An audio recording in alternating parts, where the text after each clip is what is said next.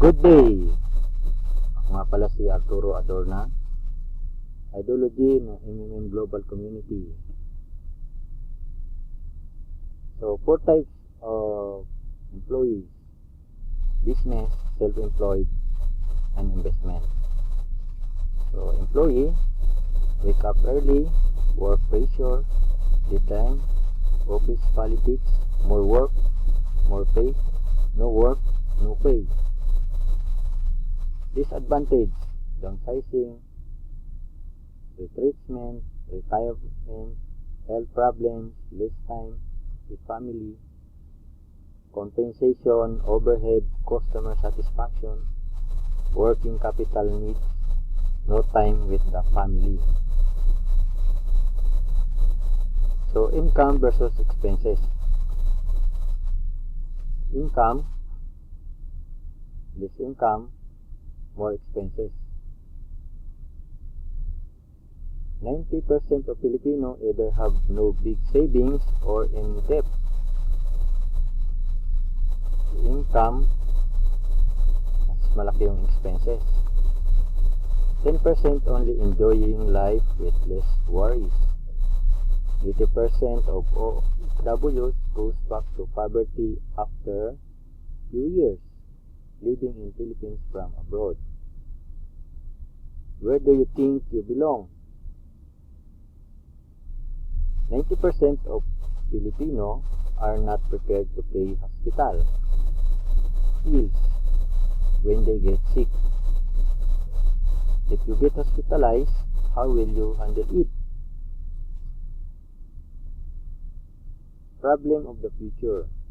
Out of 100 Filipino reaching age 65, 80% broke and dependent on their children. Only 7% financially independent. 10% still need to work. Where do you see yourself years from now? So, I introduce MMM Philippines. MMM Global Community.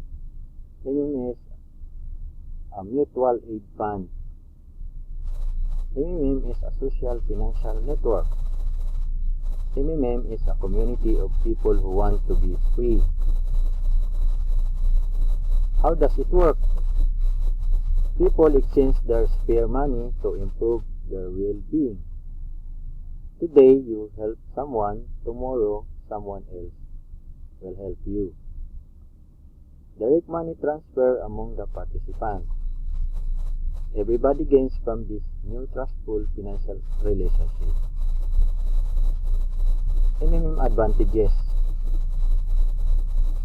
30% per month for your help in MMM, plus 10% referral bonus for help made by people you invite to MMM, your friends, relatives, acquaintances, and etc.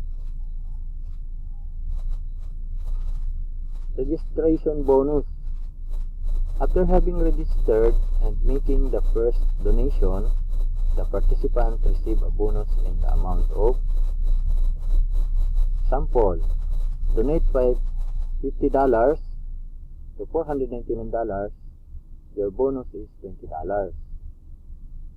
Donate $500 to $2,999, your bonus is $50.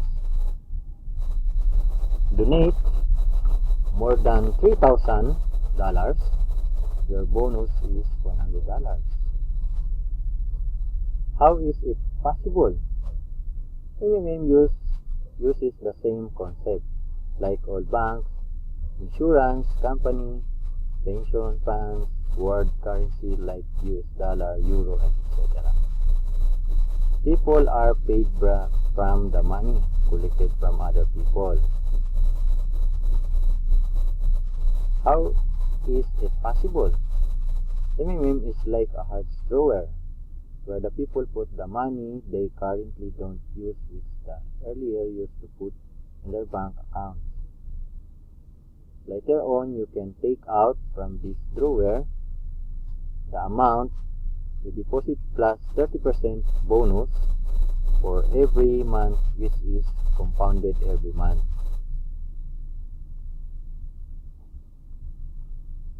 This is a community of a mutual financial help. Today, our global banking system is controlling people. People are tied up by economic constraints, loans, mortgage, leasing, etc. Central banks are not controlled by governments. All financial institutions are in fact structured as financial pyramids.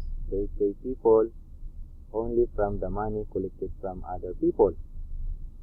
MMM uses the same concept but as a mutual aid fund. People exchange their money voluntarily.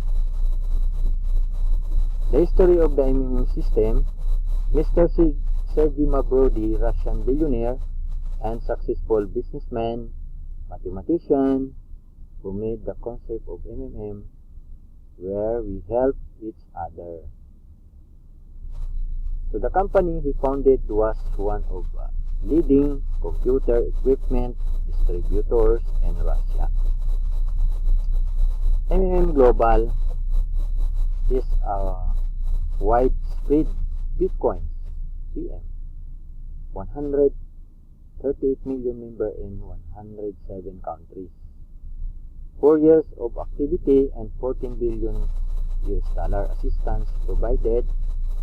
The fastest growing community of people in the world.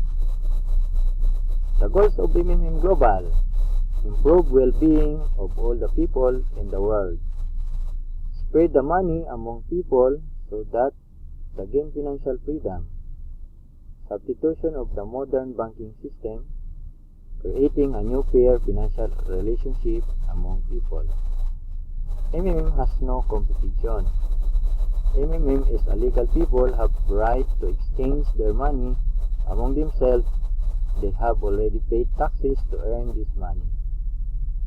MMM enabled to give help to all people, linking all the world together. MMM boosts the business economics and all countries.